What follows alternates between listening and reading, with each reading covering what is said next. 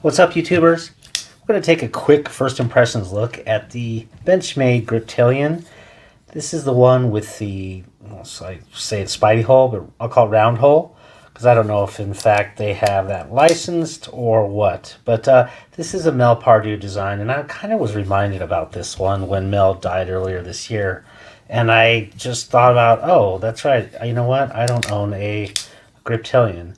And that's probably maybe the most famous design in terms of the enduring Benchmade stable. And one of the things that I had always wanted was the Benchmade full size with the hole. Those tend to disappear very quickly, and you're left with the there's tons of mini grips with the hole available, and then there's also tons of full size grips with the thumb stud. But I wanted the sheep's foot that has the hole on this one, and these showed up on Knifeworks. It's a Knifeworks exclusive.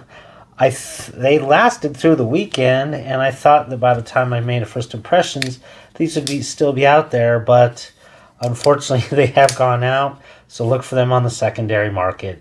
We'll talk about this briefly, though. This is the sheep's foot version. And this particular one has M4 steel, so of course whenever it has the M4, Benchmade's only going to PVD coat it. Or Cerakote. I don't know if it's Cerakote, whatever. It could be DLC. I haven't looked yet. Literally, I just opened this up, and number one, I'll say out of the gate, they used the right clip.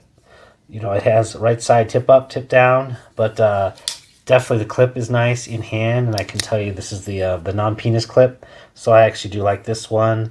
And for the bigger size knives, I actually prefer it over the super short one like the Benchmade. So yeah, that's a good thing. The whole deployment is actually, I'm very glad, because what you don't have is, and I'll go ahead and bring out kind of a sister, if you will, the Hogue Ritter RSK, the Ritter Survival Knife Mark 1, I think it's called. But this is effectively very similar.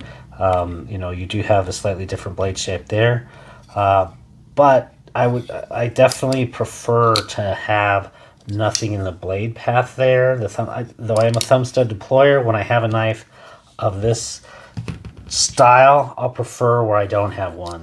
That's what kind of, for me, the spidey holes may be ideal. I tend to be a thumb deployer, and yeah. So we have, really good looking. This is in fact G10 also, so this isn't kind of some of that crappy Nylox or whatever they call it.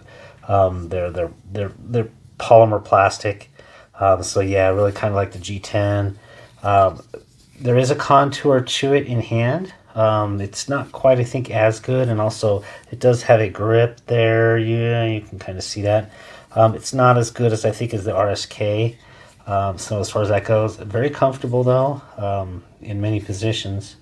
So yeah, I would say on the whole, I will spend some time with this. I'm a little bit behind on knife reviews because I kind of have been super busy in my life, but I will try to get a full review of this out sometime in, I don't know, maybe a month or so, month and a half, certainly before Christmas, huh?